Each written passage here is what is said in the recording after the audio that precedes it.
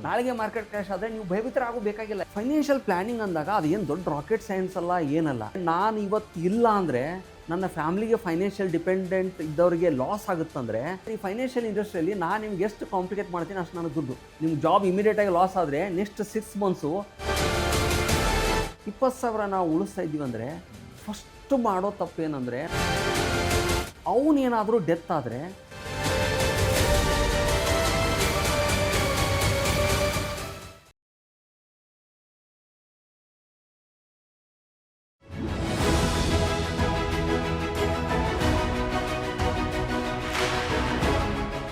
ನಮಸ್ಕಾರ. ಮನಿ ಮಂತ್ರಕ್ಕೆ ನಿಮಗೆಲ್ಲರಿಗೂ ಕೂಡ ಸ್ವಾಗತ. ನಮ್ಮ ಜೊತೆ ಬಸವರಾಜ್ ತೋನಗಟ್ಟಿ ಅವರಿದ್ದಾರೆ, ಸೆಬಿ ಸರ್ಟಿಫೈಡ್ ಫೈನಾನ್ಷಿಯಲ್ ಪ್ಲ್ಯಾನರ್, ನಿಮ್ಮ ಫೈನಾನ್ಷಿಯಲ್ ಪ್ಲ್ಯಾನರ್ ಕೂಡ ಹೌದು ಅವರು. ನಮಸ್ಕಾರ, thank you so much for joining. So ನಾವು ಹೇಗೆ ರಿಚ್ ಆಗೋದು, ಹೇಗೆ ಕೋಟ್ಯಾಧಿಪತಿ ಆಗೋದು ಅನ್ನೋದ್ರ ಬಗ್ಗೆ ನೀವು ದಾರಿಯನ್ನು ತೋರಿಸ್ಕೊಡ್ತಾ ಇದ್ದೀರಾ.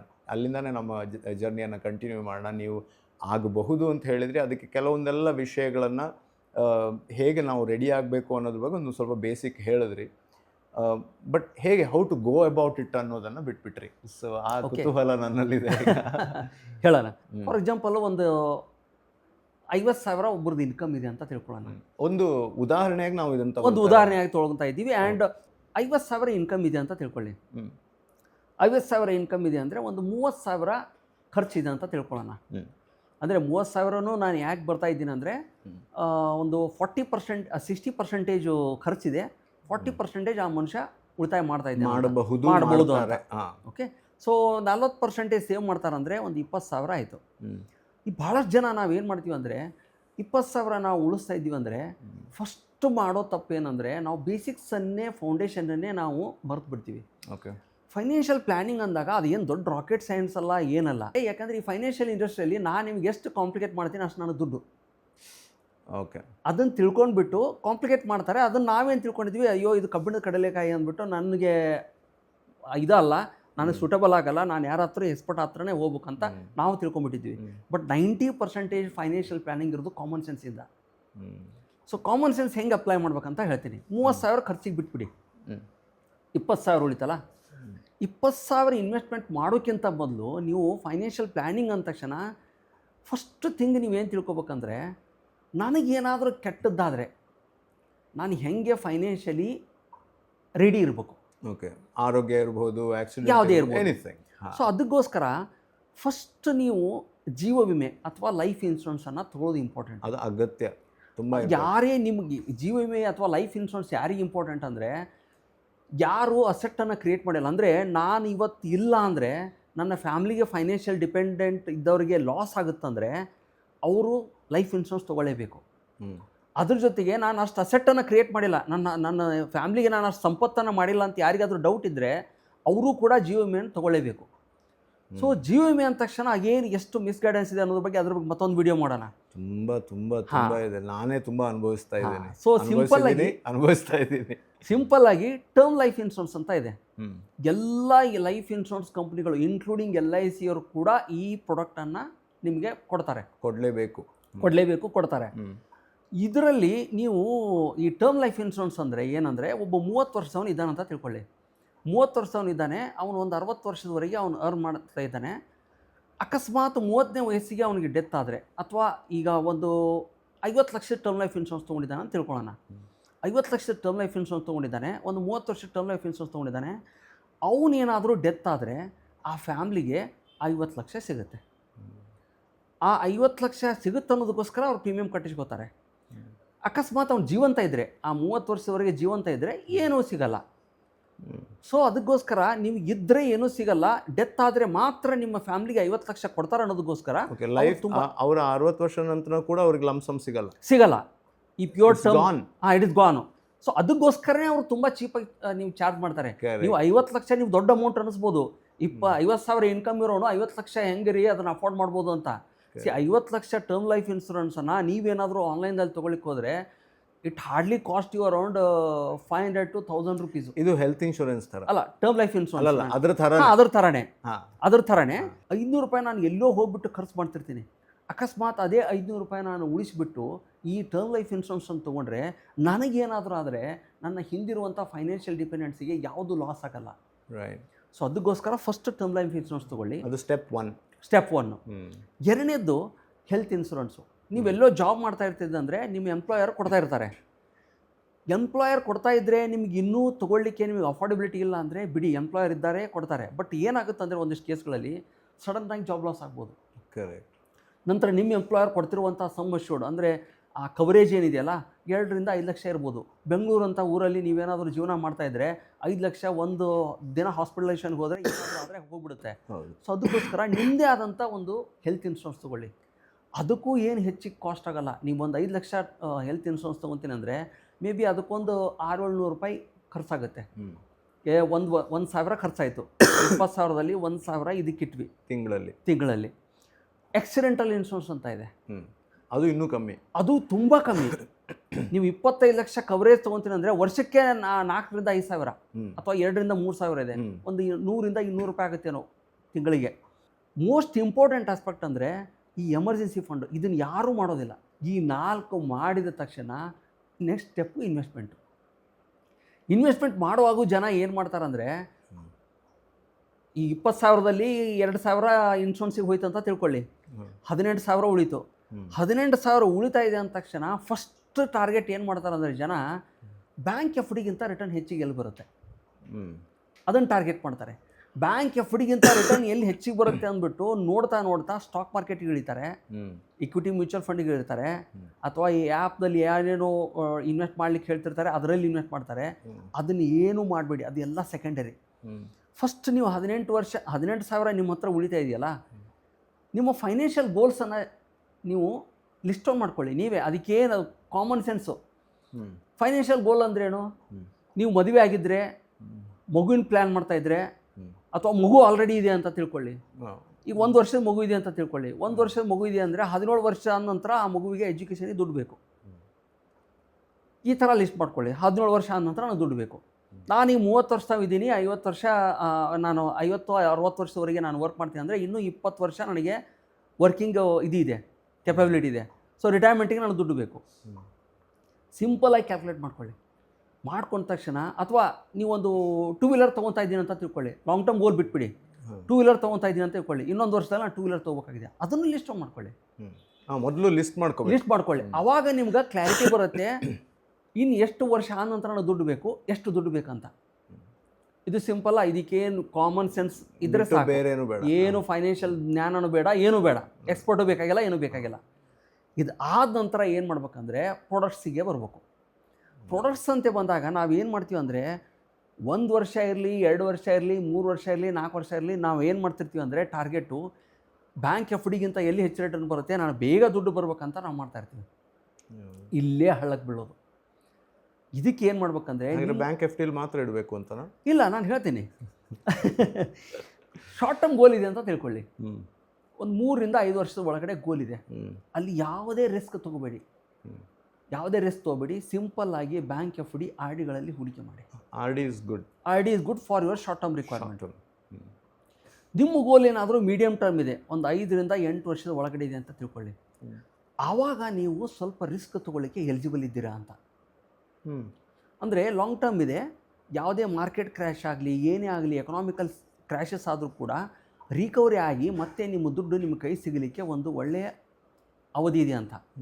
ಸೊ ಅಂತಹ ಗೋಲ್ಗಳು ಅಂದರೆ 5 ವರ್ಷದಿಂದ 10 ವರ್ಷದ ಗೋಲ್ಗಳ ಒಳಗೇನಿದೆಯಲ್ಲ, ಅಂಥ ಗೋಲ್ಗಳಿಗೆ ಒಂದು 100 ರೂಪಾಯಿ ನೀವು ಇನ್ವೆಸ್ಟ್ ಮಾಡ್ತಾ ಇದ್ದೀರಿ ಅಂತ ತಿಳ್ಕೊಳ್ಳಿ.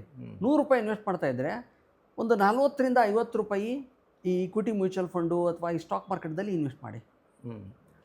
ರಿಮೈನಿಂಗ್ 45 ರಿಂದ 50 ರೂಪಾಯಿ ಏನಿದೆಯಲ್ಲ, ಮತ್ತೆ ಅದನ್ನು ಸೇಫ್ಟಿಯಲ್ಲಿ ಹಾಕಿ. ಯಾಕೆ ನಾನು ಹೇಳ್ತಾ ಇದ್ದೀನಿ ಅಂದರೆ ಡೈವರ್ಸಿಟಿ ಅಂದರೆ ಈ ಥರ bank F D, R D, ಈ ಥರದ್ರಲ್ಲಿ ಡಿಪೆಂಡಿಂಗ್ ಆನ್. ಈಗ ಎಫ್ ಡಿ ಅಂತಂದರೆ ನಾನು ಇಷ್ಟು ದೊಡ್ಡ ಅಮೌಂಟೇ ಹಾಕಬೇಕು ಅಂತಿದ್ದೆ, ಅಥವಾ ನಾನು ಆ ಥರ ಏನಿಲ್ಲ. ನೀವು ಮಂತ್ಲಿ ಮಾಡ್ತೀನಿ ಅಂದರೆ ಆರ್ ಡಿನೂ ಮಾಡ್ಬೋದು.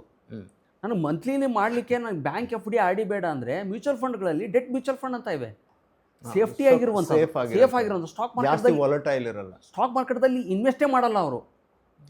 ಸೇವಿಂಗ್ಸ್ ಅಕೌಂಟ್ ಥರನೇ ಸೇಫ್ ಆಗಿರುವಂಥ, ಬ್ಯಾಂಕ್ ಎಫ್ ಡಿ ಥರನೇ ಸೇಫ್ ಆಗಿರುವಂಥ ಪ್ರಾಡಕ್ಟ್ ಇವೆ. But returns equal to the bank F D. ಅದೇ ಥರ. ಸೊ ಆ ಥರ ಸೇಫ್ಟಿ ನೋಡಬೇಕು. ಬಟ್ ನೀವು ಈ ಅಂದರೆ ರೆಗ್ಯುಲರ್ ಆಗಿ ಅದ್ರಲ್ಲಿ ಹಾಕ್ತಾ ಹೋಗ್ಬೇಕು. ಇಲ್ಲಿ 50,000 30,000 ಅಂತಾನೆ ಹಾಕ್ಬೇಕು ಅಂತಿಲ್ಲ. ನೀವು 1,000 ಹಾಕ್ಬೋದು, 500 ರೂಪಾಯಿಂದನೂ ಮ್ಯೂಚುವಲ್ ಫಂಡ್ ಹಾಕ್ಬೋದು. ಸೊ ನಾನು ಅದಕ್ಕೆ ಒಂದೇ ಅಸೆಟ್ ಕ್ಲಾಸಲ್ಲಿ ಯಾಕೆ ಹಾಕಬೇಡಿ ಅಂತ ಹೇಳ್ತಾ ಇದ್ದೀನಿ ಅಂದರೆ, ಸ್ಟಾಕ್ ಮಾರ್ಕೆಟ್ ಆಗಲಿ ಅಥವಾ ಬೇರೆ ಅಸೆಟ್, ಈಗ ನಮ್ಮ ಹತ್ರ ಇನ್ವೆಸ್ಟ್ಮೆಂಟ್ ಮಾಡಲಿಕ್ಕೆ ಇರುವಂಥದ್ದು ಅಸೆಟ್ ಕ್ಲಾಸಸ್ ಯಾವ್ದು ಹೇಳಿ? ಒಂದು ಸ್ಟಾಕ್ ಮಾರ್ಕೆಟು, ಎರಡನೇದ್ದು ಗೋಲ್ಡು ಅಥವಾ ಸಿಲ್ವರ್ ಅಂದರೆ ಕಮಾಡಿಟಿ, ಮೂರನೇದು ಈ ಡೆಟ್ ಅಂದರೆ ಸೇಫ್ಟಿ ಆಗಿರುವಂಥ ಪ್ರಾಡಕ್ಟ್ಸು, ನಾಲ್ಕನೇದು ಈ ರಿಯಲ್ ಎಸ್ಟೇಟು. ಈ 4-5 ಅಸೆಟ್ ಕ್ಲಾಸ್ ನಮ್ಮ ಹತ್ರ ಇದೆ. ರಿಯಲ್ ಎಸ್ಟೇಟ್ ಬಿಟ್ಬಿಡಿ, ಯಾಕಂದ್ರೆ ಅದಕ್ಕೆ ದುಡ್ಡಿದ್ರೆ ಬಿಸ್ನೆಸ್ಗಳಲ್ಲಿ ಬೇರೆ ವಿಷಯ, ಅದು ಬೇರೆ ವಿಷಯ. ಸೊ ನಾವು 50,000 ಇರೋರಿಗೆ ಮಾತಾಡ್ತಾ ಇರೋದ್ರಿಂದ ನೀವು ಈ ಅಸೆಟ್ ಕ್ಲಾಸ್ಗಳನ್ನು ನೋಡಿದಾಗ ಯಾವ ಅಸೆಟ್ ಕ್ಲಾಸ್ ಯಾವಾಗ ಎಷ್ಟು ರಿಟರ್ನ್ ಕೊಡುತ್ತೆ ಅನ್ನೋದು ದೇವ್ರಿಗೂ ಗೊತ್ತಿಲ್ಲ.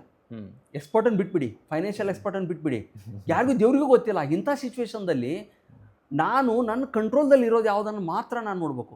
ಯಾಕಂದರೆ ನಾನು ದುಡ್ಡು ಹಾಕಿದ್ದೀನಿ ಸ್ಟಾಕ್ ಮಾರ್ಕೆಟ್ದಲ್ಲಿ ಅಂದ ತಕ್ಷಣ ಸ್ಟಾಕ್ ಮಾರ್ಕೆಟ್ ಚೆನ್ನಾಗಿ ರಿಟರ್ನ್ ಕೊಡಲೇಬೇಕು ನಿಮ್ಮ ದುಡ್ಡಿಗೆ ಅಂತ ಏನು ಗ್ಯಾರಂಟಿ ಇಲ್ಲ, ಯಾರು ಗ್ಯಾರಂಟಿ ಕೊಡಲ್ಲ. ಸೊ ನಾನು ಆ ಹಾಕೋಕ್ಕಿಂತ ಮೊದಲೇ ಎಷ್ಟು ಹಾಕಬೇಕು, ಯಾವಾಗ ತಕ್ಕೋಬೇಕು ಅನ್ನೋದು ನನಗೆ ಕ್ಲಾರಿಟಿ ಇರಬೇಕು. ಯಾವಾಗ ತಕ್ಕೋಬೇಕು ಅನ್ನೋದು ನಿಮ್ಗೆ ಕ್ಲಾರಿಟಿ ಬರಲಿಕ್ಕೆ ನಿಮ್ಮ ಗೋಲ್ ಹೇಳಿಬಿಟ್ಟೆ.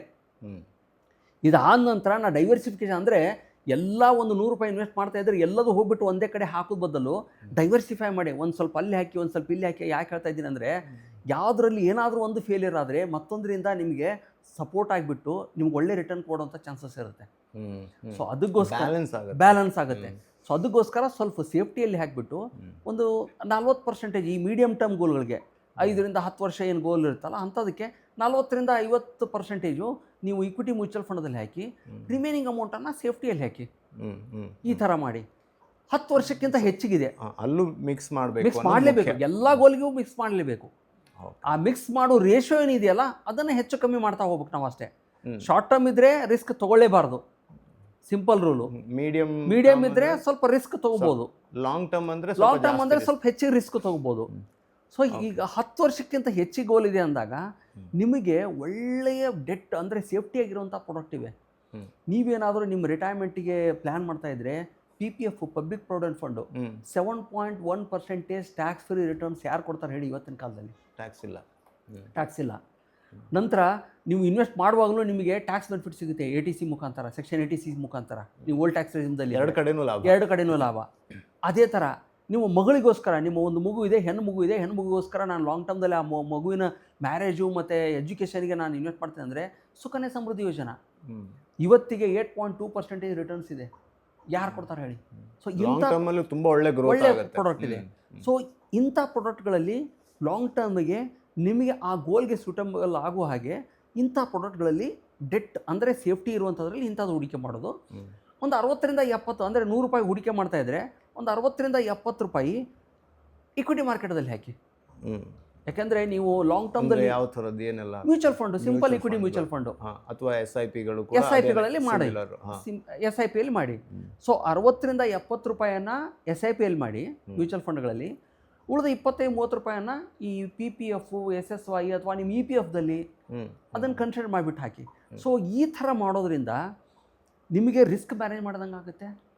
ಎರಡನೇದ್ದು ನಿಮ್ಗೆ ಯಾವಾಗ ದುಡ್ಡು ಬೇಕು ಅನ್ನೋದು ಕ್ಲಾರಿಟಿ ಸಿಗುತ್ತೆ. ಈ ಕ್ಲಾರಿಟಿ ಇಲ್ಲದೆ ನಾನು ಇನ್ವೆಸ್ಟ್ ಮಾಡ್ತಾ ಇದ್ರೆ ಏನಾಗುತ್ತೆ ಅಂದರೆ, ಫಾರ್ ಎಕ್ಸಾಂಪಲ್ಲು 20,000 ಇದೆ, ಯಾರೋ ಹೇಳಿದ್ರು SIP ಮಾಡಿದ್ರೆ 20% 30% ರಿಟರ್ನ್ಸ್ ಬರುತ್ತೆ ಮಾಡಿಬಿಡು ಅಂತ ಮಾಡಿಬಿಟ್ರಿ. ನಾಳೆಗೇ ಮಾರ್ಕೆಟ್ ಕ್ರ್ಯಾಶ್ ಆಯಿತು. ನಾಳೆಗೆ ಮಾರ್ಕೆಟ್ ಕ್ರ್ಯಾಶ್ ಆದಾಗ ಜನ ಭಯಭೀತರಾಗಿ, ಮಾರ್ಕೆಟ್ ಕ್ರ್ಯಾಶ್ ಯಾವಾಗ ಆಗುತ್ತಂದರೆ ಭಯಭೀತರಾಗಿ ನಾವು ಸೆಲ್ ಮಾಡಿದಾಗಲೇ. ಸೊ ಭಯಭೀತರಾಗಿ ಸೆಲ್ ಮಾಡಿಬಿಟ್ಟು ನಾವು ಲಾಸ್ ಮಾಡ್ಕೊಂಡು ಹೊರಗಡೆ ಬಂದುಬಿಟ್ಟು ಅಯ್ಯೋ ಸ್ಟಾಕ್ ಮಾರ್ಕೆಟು ನನಗಲ್ಲಪ್ಪ, ಅದು ತುಂಬ ರಿಸ್ಕಿ, ಅದು ತುಂಬ ಗ್ಯಾಂಬ್ಲಿಂಗ್ ಥರ, ಅಲ್ಲಿ ದುಡ್ಡು ಲಾಸೇ ಆಗುತ್ತೆ ಅಂತ ನಾವು ತಿಳ್ಕೊತೀವಿ. ಬಟ್ ಅದೇ ನೀವು ಗೋಲ್ಗಳನ್ನು ನಿಮ್ಗೆ ಯಾವಾಗ ದುಡ್ಡು ಬೇಕನ್ನುವಂಥ ಒಂದು ಕ್ಲಾರಿಟಿ ನಿಮಗಿದ್ರೆ, ಈಗ ನಿಮ್ಮ ಮಗುವಿಗೆ ಇನ್ನೂ 18 ವರ್ಷ ಆದ ನಂತರ ನಿಮ್ಮ ಮಗುವಿಗೆ ಎಜುಕೇಷನ್ಗೆ, ಮ್ಯಾರೇಜ್ಗೆ ದುಡ್ಡು ಬೇಕಾಗಿದೆ.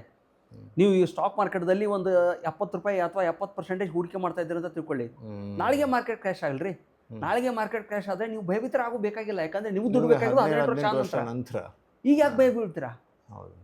ಸೊ ಈ ಇನ್ಫೋಸಿಸ್ನ ಕತೆ ಉದಾಹರಣೆಗಳೆಲ್ಲ ಎಷ್ಟೋ ಇವೆ. ಯಾವುದೋ ಒಂದು 30 ವರ್ಷ ಹಿಂದಿಂದ ಯಾವುದೋ ಒಂದು ಸ್ಟಾಕ್ ಅವಾಗ 10 ರೂಪಾಯಿ ಇದ್ದಿದ್ದು 1.5 ಕೋಟಿ ಆಗಿರೋದು ನೋಡಿರ್ತೀವಿ, ಎಷ್ಟೋ ಇವೆ. ಸೊ ಅದಕ್ಕೋಸ್ಕರ ಈ ಥರ ನಿಮಗೊಂದು ಕ್ಲಾರಿಟಿಯಿಂದ ಒಂದು ಬೇಸಿಕ್ಸ್ ಫಂಡಮೆಂಟಲನ್ನು ಕ್ರಿಯೇಟ್ ಮಾಡ್ಕೊಳ್ಳಿ. ಅಂದರೆ ಫಂಡಮೆಂಟಲ್ಸ್ ಅಂದರೆ ಯಾವುದೇ ಫೈನಾನ್ಷಿಯಲ್ ಎಮರ್ಜೆನ್ಸಿ ಬಂದರೂ ಕೂಡ ನಾನು ಎದುರಿಸಲಿಕ್ಕೆ ರೆಡಿ ಇದ್ದೀನಿ ಅನ್ನೋಂಥ ಫಸ್ಟು ಇದನ್ನು ಮಾಡಿ, ಅದಾದ ನಂತರ ನಿಮ್ಮ ಬಜೆಟ್ ಚೆಕ್ ಮಾಡಿಬಿಟ್ಟು ಎಷ್ಟು ದುಡ್ಡು ಉಳಿಲಿಕ್ಕೆ ಸಾಧ್ಯ ಆಗುತ್ತಲ್ಲ ಆ ದುಡ್ಡನ್ನು ಈ ಥರ ಗೋಲ್ಗಳನ್ನು ನೀವೇ ಡಿಫೈನ್ ಮಾಡ್ಕೊಂಡ್ಬಿಟ್ಟು ಈ ನಾನು ಹೇಳುವಂಥ ಪ್ರಿನ್ಸಿಪಲ್ ಮುಖಾಂತರ ನೀವು ಇನ್ವೆಸ್ಟ್ ಮಾಡಿದ್ರೆ ನೀವೇ ಫೈನಾನ್ಷಿಯಲ್ ಪ್ಲಾನರು, ಬೇರೆ ಯಾರು ಬೇಡ, ಯಾರನ್ನೂ ಕೇಳೋದು ಬೇಕಾಗಿಲ್ಲ, ಕೆಲಸನೇ ಹೋಗುತ್ತೆ. ದೊಡ್ಡ ಲೋಕ ಇದು, ಯಾಕಂದರೆ ನಮ್ಮ ಇಡೀ ಲೋಕ ನಡೆಯೋದೇ ಅರ್ಥದಿಂದ. ಅದು ಅರ್ಥ ಆದರೆ ಎಲ್ಲನೂ ಕೂಡ ತುಂಬ ಸ್ಮೂತಾಗಿ ಹೋಗುತ್ತೆ. ಅರ್ಥ ಅಂದರೆ ದುಡ್ಡು. ಸೊ ಅದರ ಮಂತ್ರವನ್ನು ಕಲ್ತ್ಕೊಳ್ಳೋಣ, ಆದರೆ ಅದನ್ನು ಮುಂದಿನ ಸಂಚಿಕೆಗಳಲ್ಲಿ ತಿಳ್ಕೊಳ್ತಾ ಹೋಗೋಣ. ಈ ಸಂಚಿಕೆಯನ್ನು ಮುಗಿಸುವಂಥ ಸಮಯ. ಮುಗಿಸೋದಕ್ಕಿಂತ ಮೊದಲೇ ನಿಮಗೆ ಹಾರ್ದಿಕ್ ಹರ್ಬಲ್ಸ್ ಅವರ ವತಿಯಿಂದ ಈ gift hamper. Satvam range of ಪ್ರಾಡಕ್ಟ್ಸನ್ನು ಅವ್ರು ಮಾಡ್ತಾರೆ. Herbal water, herbal concentrate, soaps ಇತ್ಯಾದಿ. So thank you. ಅವ್ರಿಗೂ ಕೂಡ ಥ್ಯಾಂಕ್ಸ್ ಹೇಳ್ತಾ ಥ್ಯಾಂಕ್ ಯು. ಮುಂದೆ ಮತ್ತು ಮಾತಾಡೋಣ, ಆದರೆ ಇಲ್ಲಿಗೆ ಇಷ್ಟೇ. ನಮಸ್ಕಾರ. Thank you.